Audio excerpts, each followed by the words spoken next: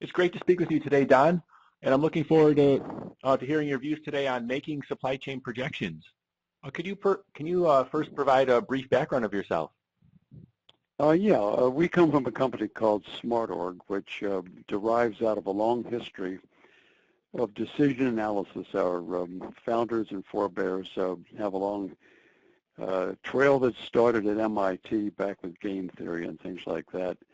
In the 1960s and 1970s, they brought this to Stanford Research Institute, now SRI International, and Stanford University. And the whole idea is to use Bayesian probability, try to get your hands around the future where there are no facts.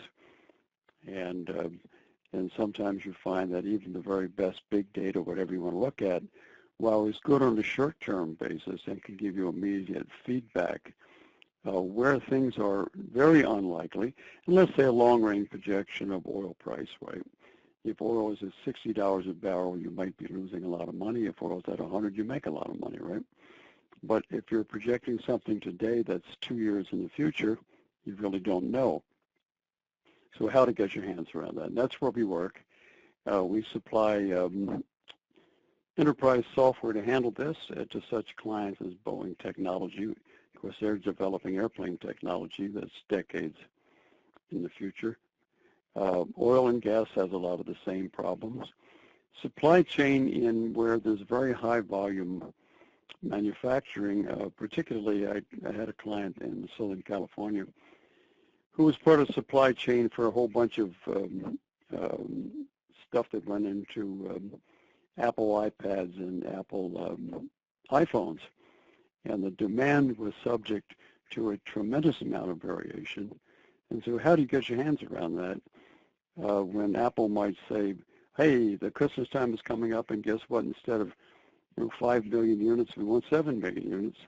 And if we have to plan for that in advance, we do sensitivity analysis on our business models and say, well, what would the impact be on our return on investment, for instance, or profitability, if it were to turn out at the low end and we overproduced and had a lot of stuff sitting in the warehouse or on the shelf where we couldn't move, or alternatively, what would be the impact on us if we didn't produce enough?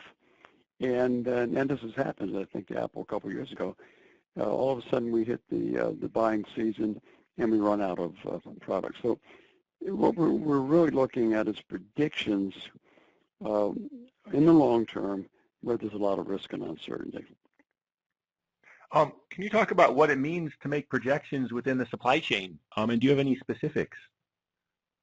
Yeah, well, I was just talking about this one company that made a component in the supply chain. I try to talk about another one that I guess is not electronic supply chain, but we have a client who supplies, of all things, capsules for drugs that the drug manufacturers purchase, and you don't have to put the compounds in the drugs for ultimate sale and distribution. Their big problem was that the demand from the big drug companies was very imperfect, and they were saddled with overproduction, underproduction. So the model would have to say, well, how do we plan as best as we can around if we miss it on the low side or if we miss it on the high side, what impact is this going to have on our ultimate ability to produce or to sell these things and make some money? And in their case, they could not put into the contracts penalty clauses. So I'll take, I won't mention any names here, but drug company X would say, I want 5 million units and I want them in November. The company now gears up to produce 5 million units. October comes and the company says, guess what? We don't need 5 million anymore. We're only going to take 4 million.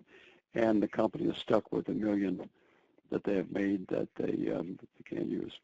And we're talking here about the forward planning, not during the operational fulfilling the supply chain. Okay, we're talking about planning now, and doing some future forecasting about where we want to place our bets, if you will. Can you talk about how it's done effectively? Very few companies do it effectively. Most companies do it very badly.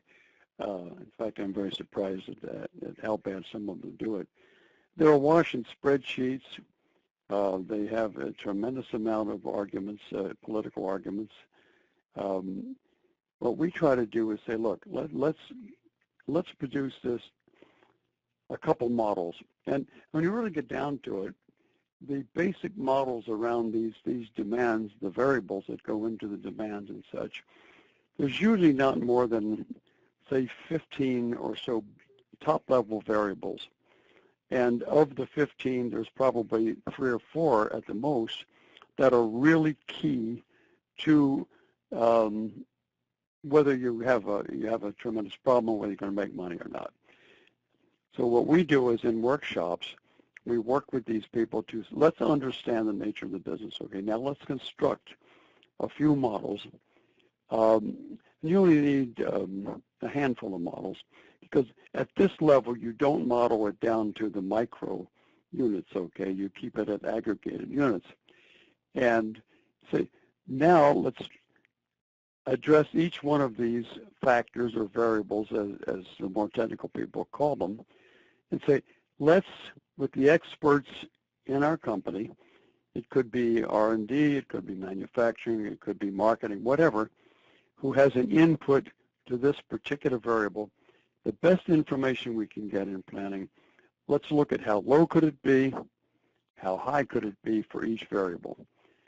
Then we will put them into the computer. We will run, some people call it Monte Carlo analysis. Actually, we take a little bit further than that, use what's called decision tree analysis, that takes every possible variation of every fluctuation I just talked about, and now it constructs a whole group of curves that say, okay, this variable has the biggest impact on our final value. The next one has the next value and on down. And what you find that it looks like a tornado. Okay, at the top is one that says, boy, if this thing is at the low end of our value, we could lose a lot of money. If at the high end, we can make a lot of money, okay? Or if it's cost, you reverse that, right? If it's a low end, you make a lot of money. If it's the high end of cost, you lose a amount of money. And then you rank those down, and you say, okay, where we ought to apply our management efforts is at the 2 or 3 top bars that can really make us or break us. And that's how this is used. Depending upon the volatility of the industry, it's how often is it used? Depends on the industry characteristics, okay? Some of our industries have very long-term, long-term between the time that they make the plan and the time that the plan is actuated. Others have very short-term. The shorter the term, by the way, the better, because you can now, with big data today, get immediate feedback and adjust your model. Have we made a good decision, or not, okay? On the other hand, if you're making plans that not going to pay off for a year from now, which is quite characteristic of some of our clients, in fact, some it's more than that, then you don't have feedback that you can now update the model quite quickly, because time is going to pass and you don't get feedback, say, for a year. Well, at that time, you'll know whether some of your assumptions were on target or not. And so in those cases, what people do is update this model, say quarterly or such, to make sure that the assumptions that they made in the model at the beginning are holding. And that's how they use this. And then, is there any more you could talk about where you've seen good results?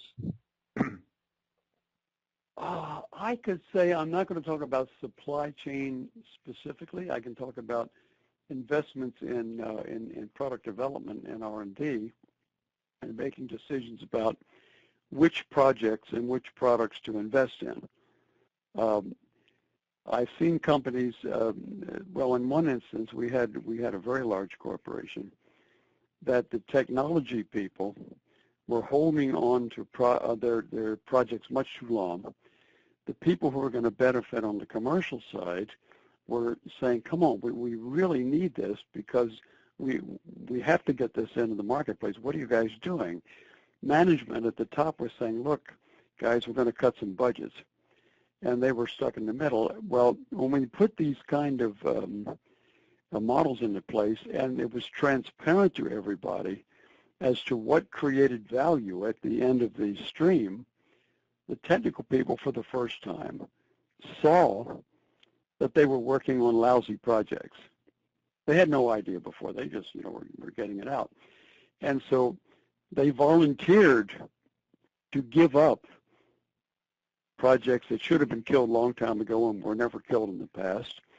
And they created something like 50% additional flow from technology to commercialization within 1 year. They also doubled the number of projects killed simply by understanding where value was coming from and where it was not coming from. And the head of the portfolio in this case said, look, we saved enough money here that it was equal to my entire operating budget for 1 year. And what that allowed us to do is to take money that would have been absorbed by poor projects and allocate it to projects that were going to make a lot more money. And that's how they use this kind of trade-off. Thank you for sharing today on this topic. Well, I hope it's been valuable. It's a very deep topic, actually, and I've seen companies double the value returned in their portfolio within 1 year. And if you'd like to continue, we could do further interviews if you want to go in more detail on this in the future. Yeah, I would. I would like to do interviews, perhaps more around new product development and upon portfolio management. And when I say that, I mean strategic portfolio management. The word portfolio management, unfortunately, has two connotations. One is the day-to-day operational portfolio management with stage gate management and things like that. That's all the budgets. That's all assigning human resources to jobs, measuring how many hours are spent on this, how many hours on that. Very, very, very detailed, intensive, and data intensive. That we do not do. That a lot of people do very well. Okay, you've got Sophion, you've got SAP, you got Oracle, you got IBM, you got all the big players do that. We are one of the few, though, who emphasizes the other side. Why are we doing it in the first place? How, which ones should we select to put our money in, because we can't do everything. And once we have them in a portfolio, how do we manage that portfolio to balance out risk? Because we want to take enough risk that we can have a chance of making a lot of money on the high end, but we don't want to take too much risk that we end up losing money, right?